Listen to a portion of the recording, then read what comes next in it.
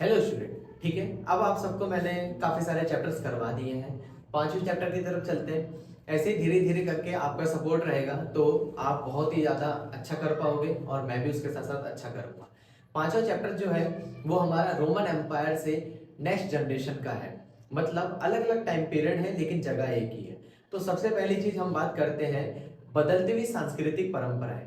सांस्कृतिक परंपरा का मतलब क्या है, लोग पहले कैसे रह रहे थे और अब कैसे रह रहे हैं। ठीक है, ये थोड़ा सा टफ है चैप्टर लेकिन मैं तुम्हारे लिए चुटकियों में से इजी कर दूंगा। ठीक है, ध्यान से सुनना और समझना। तो सबसे पहली चीज, ये जो टाइम पीरियड है ये भी यूरोप के बारे में। तो सबसे पहला प्रश्न क्या है, ध्यान से देखिए। 14वीं शताब्दी के जानकारी के मुख्य स्रोतों का वर्णन कीजिए। मैं कई सारे चैप्टर में तुम्हें पढ़ाता आया हूं जानकारी के स्रोत क्या होते हैं। तो 14वीं शताब्दी में अगर यूरोप के जानकारी के स्रोतों का वर्णन करना है तो अनेक प्रकार के स्रोतों के माध्यम से हम यूरोप के इतिहास को उजागर कर सकते हैं। सबसे पहला है जिसे हम कहते हैं मुद्रित पुस्तकें। क्या ये छपा हुआ आपको दिख रहा है? ये भी तो प्रिंटेड है।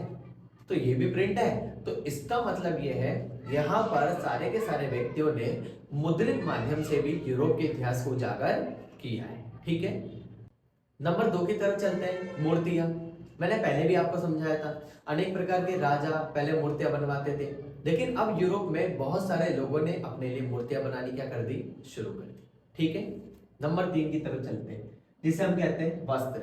यूरोप में अनेक प्रकार के जो लोग थे वो अनेक अनेक प्रकार के वस्त्रों को ग्रहण करते थे या पहनते थे। तो इसी से हम क्या कर सकते हैं, यूरोप के इतिहास को उजागर कर सकते हैं। ठीक है, और चौथा पॉइंट है जिसे कहते हैं भवन। भवन के माध्यम से भी हम क्या कर सकते हैं, यूरोप के इतिहास को उजागर कर सकते हैं। कैसे? भवन है, उसके अवशेष है।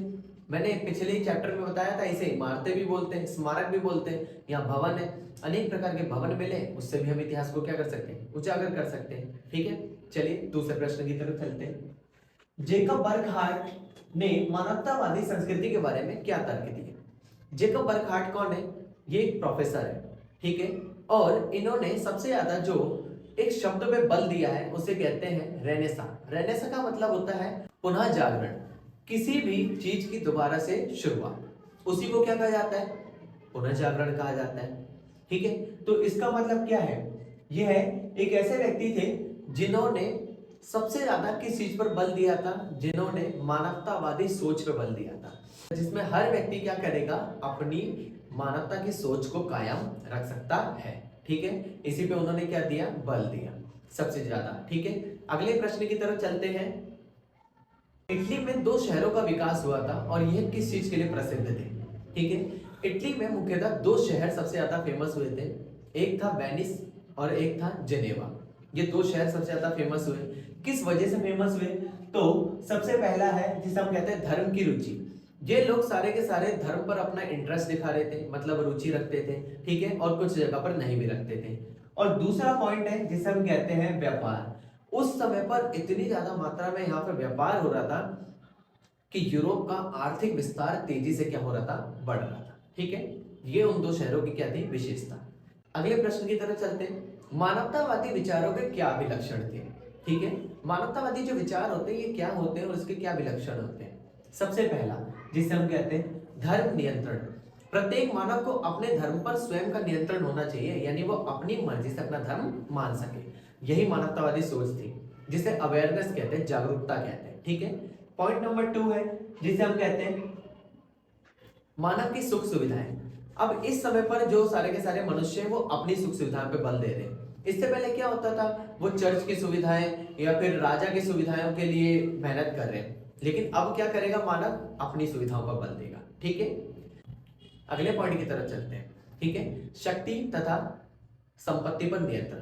इसका मतलब क्या है, जो मनुष्य होगा वो अपनी संपत्ति पर खुद का नियंत्रण रखेगा और अपनी शक्ति को बरकरार रखेगा। यही क्या था, मानवतावादी सोच में उनका एक नया परिवर्तन था। ठीक है, और लास्ट पॉइंट है मानव का आदर्श जीवन। उसे अपना जीवन अच्छे से जीना है, उसे कुछ भी अलग नहीं करना है और उसे सबसे ज्यादा अपनी लाइफ पर फोकस करना है। यही चीज उन्होंने बताने की क्या की, कोशिश की। ठीक है, अगले प्रश्न की तरफ चलते हैं। रेनेसा व्यक्ति से आपका क्या अभिप्राय है?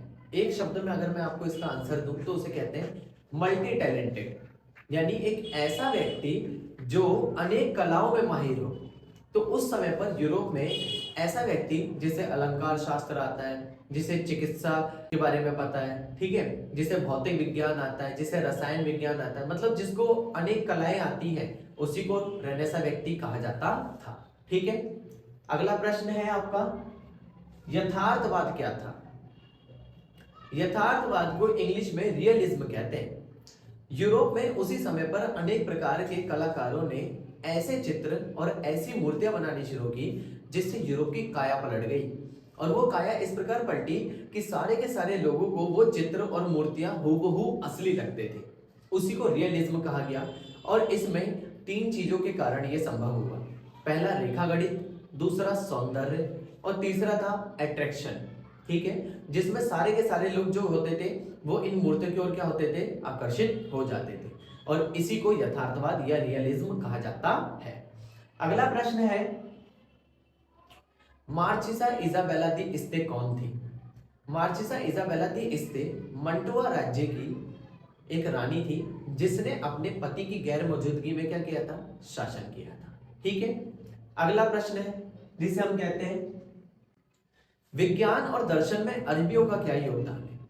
ये प्रश्न है ना, बच्चों को बहुत ज्यादा कॉम्प्लिकेटेड लगता है, मैं बहुत ज्यादा इजी करके आपको बताता हूँ। तो विज्ञान और दर्शन मतलब कि जो दार्शनिक होते हैं, जो हमारे फिलोसोफर होते हैं और जो साइंस है, उस पे अरबी यानी सऊदी अरब के लोगों का क्या योगदान है? तो यूरोप में ना अरस्तु, प्लेटो, सुकरात ऐसे बड़े बड़े जो विचारक थे, उन्होंने अनेक प्रकार के ग्रंथों का निर्माण किया, जिसमें गणित हो गया, रसायन विज्ञान हो गया, भौतिक विज्ञान हो गया, चिकित्सा विज्ञान हो गया, इन सब के बारे में उन्होंने बताया। लेकिन कभी भी उन्होंने अपनी इस विद्या का प्रचार प्रसार नहीं किया। इस कारण क्या हुआ, इस कारण यूरोप के जो ये विद्वान थे, इनके विचारों को अरबियों ने क्या किया, प्रोत्साहित किया। तो उसी के बारे में हमें क्या करना है, पढ़ना है। ठीक है, सबसे पहला है जिसे कहते हैं अरस्तु तथा प्लेटो के ग्रंथ। 14वीं शताब्दी में अनेक प्रकार के अरस्तु और प्लेटो के ग्रंथ लिखे गए थे, उनको इन्होंने क्या किया, अनुवादित किया। नंबर 2 जिसे कहते हैं अनुवादित विषय। ऐसे कौन से टॉपिक थे जिन्हें उन्होंने क्या किया, ट्रांसलेट किया? तो जैसे देखो, औषधि विज्ञान, रसायन विज्ञान, गणित हो गया, ठीक है, प्राकृतिक विज्ञान हो गया, खगोल विज्ञान हो गया, ये सब है। ठीक है, अगला पॉइंट है आपका अरबी विद्वान। इसको लिखने वाले कुछ प्रमुख विद्वान थे, जिसमें से इब्न सीना और अलराजी क्या थे, मुख्य थे। ठीक है, विज्ञान में इनका क्या योगदान है, साइंस में इनका क्या योगदान है, उसके बारे में पढ़ते हैं। सबसे पहली चीज गणित।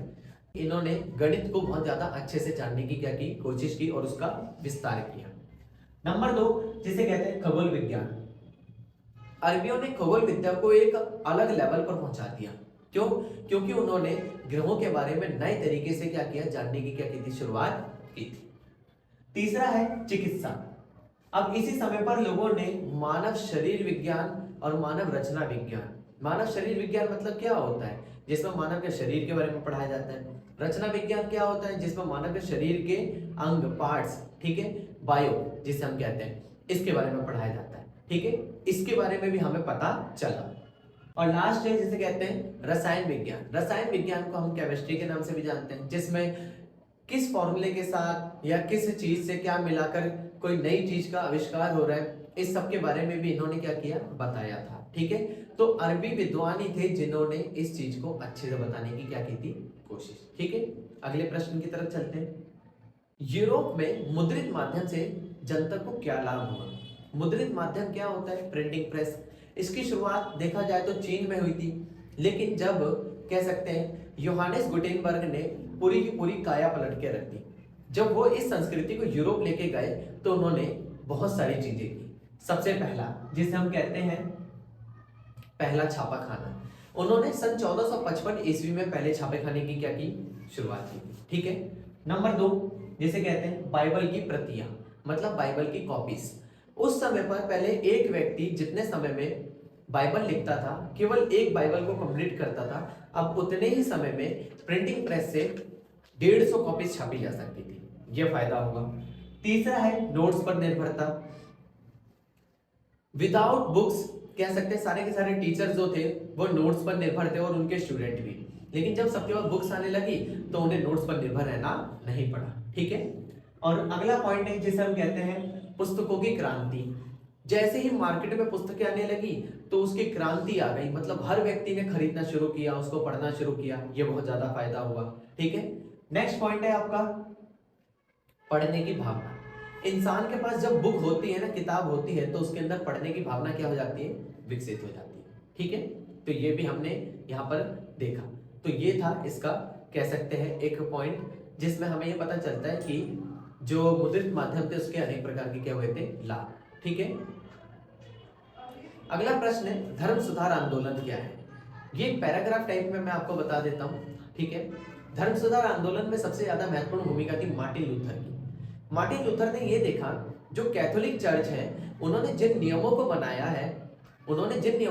है बाकी की जो जनता है उन नियमों से नाखुश है। इस कारण उन्होंने क्या किया, उन्होंने उन नियमों को मानने से इनकार कर दिया और उनके खिलाफ एक नया आंदोलन चलाया जिसे प्रोटेस्टेंट कहते हैं। और उस आंदोलन के तहत ही ईसाई धर्म में एक नए समुदाय की शुरुआत हुई जिसे प्रोटेस्टेंट कहा जाता है। और इसी के तहत ईसाई धर्म में दो समुदाय बने, पहला कैथोलिक और दूसरा प्रोटेस्टेंट। लेकिन इसी समय पर कुछ और भी कार्य हुए थे, उन कार्यों को हम देख लेते हैं। सबसे पहला नियमों में भ्रष्टता, यानी कि जो कैथोलिक चर्च के नियम थे वो भ्रष्ट होने लगे थे, इसलिए समाज ने उसे मानने से क्या कर दिया था, इनकार। नंबर 2, ठीक है, जिसे हम कहते हैं समर्थन ना दे पाना। तो जो पोप था और जो पादरी थे वो क्या कर रहे थे, उनसे हर व्यक्ति ने समर्थन यानी कि सबने अपना सपोर्ट छोड़ दिया, क्योंकि हर व्यक्ति को ये चाहिए था कैथोलिक चर्च वालों से मतलब समर्थन छोड़ दिया था, क्योंकि वो भ्रष्ट हो चुका था। इस कारण बाकी सभी लोगों ने नए पर क्या करना, नए प्रोटेस्टेंट समुदाय पर उन्होंने विश्वास जताना क्या किया, शुरू किया। ठीक है, आगे देखो जिसे कहते हैं अधिक लाभ। व्यापारियों को ये देखना था कि उन्हें अधिक लाभ कहां से हो रहा है, इस कारण उन्होंने भी क्या किया, उन्होंने भी कई सारे कह सकते हैं लोगों से मिलना शुरू किया और प्रोटेस्टेंट समुदाय को सपोर्ट किया। ठीक है, नेक्स्ट है जिसे कहते हैं पाप स्वीकारोक्ति नामक पत्र। ये वही पत्र था जिसके तहत लोगों को ठगा जाता था और ये बोला जाता था यदि आपने कोई पाप किया है तो अगर आप उस पाप से मुक्त होना चाहते हो तो आप इस पत्र को भर दीजिए, और इसी के मुताबिक उनसे कुछ राशि ली जाती थी जो चर्च को डोनेट की जाती थी, और उसके बदले में उनके सारे पाप क्या हो जाते थे, मुक्त हो जाते थे। परंतु ऐसे ही नियमों में जो भ्रष्टाचार थी, इससे मार्टिन लूथर क्या हुआ, नाखुश हुआ और उसने ये आंदोलन चलाया। ठीक है, इसी से एक नए समुदाय की शुरुआत हुई जिसे प्रोटेस्टेंट समुदाय कहा जाता है।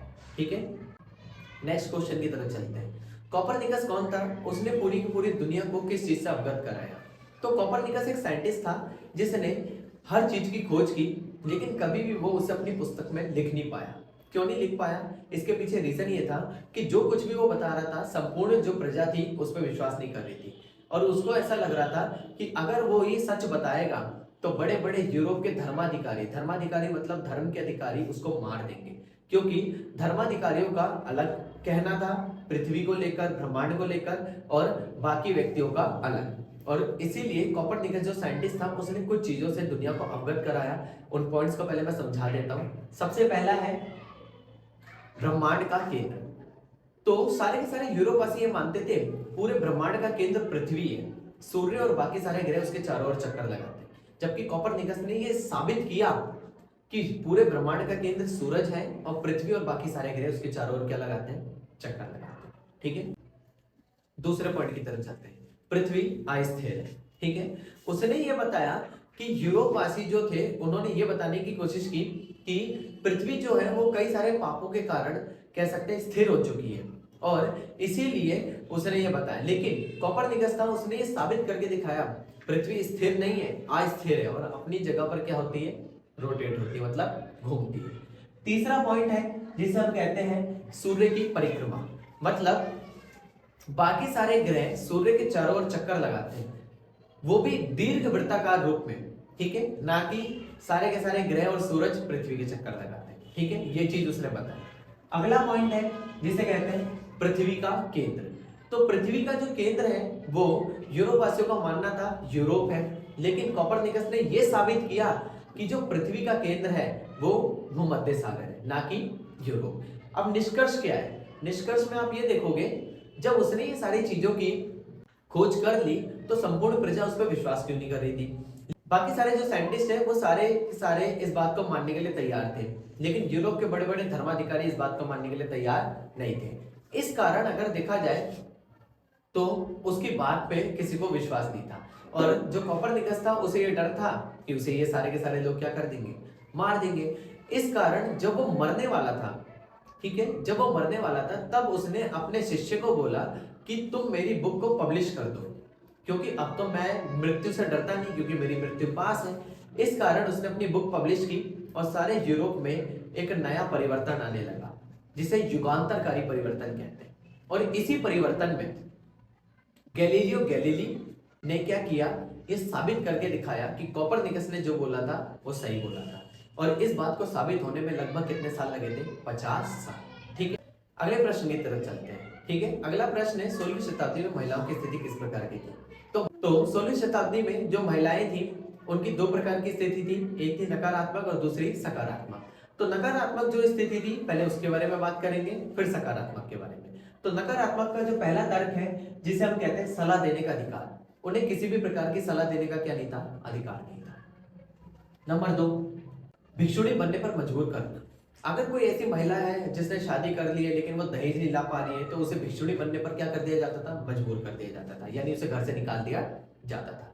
नंबर 3 है जिसे हम कहते हैं गृह कार्य। सारे के सारे गृह कार्य, घर का जितने भी कार्य होते थे वो किसको करने पड़ते थे? महिला को। ठीक है, ये उनकी क्या थी? नकारात्मक स्थिति थी। बात करते हैं सकारात्मक स्थिति की। व्यापार में भागीदारी। कुछ ऐसी महिलाएं थी जिन्होंने व्यापार में अपनी क्या की? भागीदारी निभाई, और उसी को क्या कहा जाता है?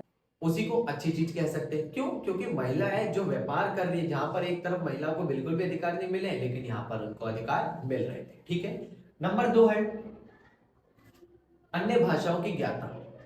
कसांद्रा फैदले एक ऐसी स्त्री थी जिसने यूनिवर्सिटी में पहली बार एक स्त्री होने के बावजूद भाषण दिया और यह तक बताया कि मानवतावादी जो विचार हैं वो केवल एक पुरुष के पास नहीं हो सकते, महिला के पास भी हो सकते हैं। और ये कई सारी भाषाओं की क्या थी? ज्ञाता। ठीक है, और लास्ट पॉइंट है जिसे हम कहते हैं शासन में भागीदारी। मार्चिसा इजाबेला दी इस्ते वो स्त्री थी जिसने मंटुआ राज्य में अपने पति की गैर मौजूदगी में क्या किया था? शासन किया था। ठीक है, ये भी चैप्टर मैंने आपका कवर करा दिया है, आप देख लो, हर साल के मेरे रिजल्ट हैं। ठीक है, और अगर आपको ये वीडियो अच्छी लगी हो तो लाइक करें, ज़्यादा से ज़्यादा अपने दोस्तों तक शेयर करें ताकि वो भी ऐसी अच्छी प्रिपरेशन करके अच्छे नंबर ला सके। ठीक है, थैंक यू।